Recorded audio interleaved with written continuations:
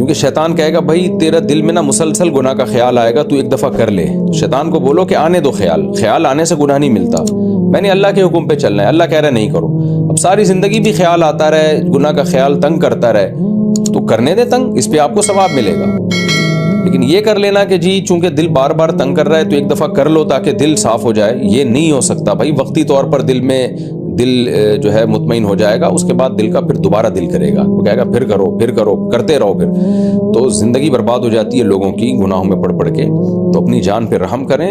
جب گناہ کا خیال دل میں آئے تو شیطان جب یہ کہے کہ کر لو تاکہ سکون مل جائے، تو شیطان سے بولو کہ مجھے بے سکونی برداشت ہے، میں اللہ کے غم میں بے سکون رہنا پسند کرتا ہوں. اللہ کی یاد میں بے سکون رہنا اس سکون سے بہتر ہے جو گناہ کر کے آپ کو حاصل ہوتا ہے.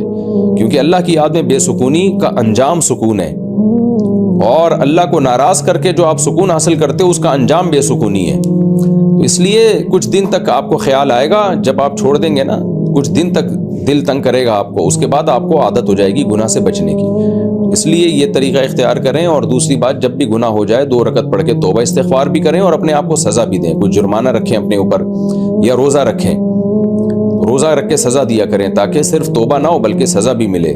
پھر بھی ہو جائے تو پھر توبہ کریں، پھر اپنے آپ کو سزا دیں، پھر ہو جائے پھر توبہ کریں، پھر اپنے آپ کو سزا دیں. تو اس طرح سے کوشش میں لگے رہیں. اللہ نے چاہا انشاءاللہ یہ برائی آپ سے چھوٹ جائے گی.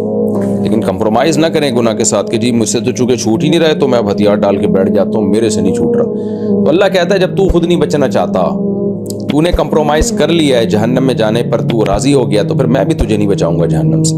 آپ بھی لڑتے رہیں، ہو جائے پھر لڑیں گناہ سے، نہیں کروں گا، ہو گیا پھر توبہ کریں.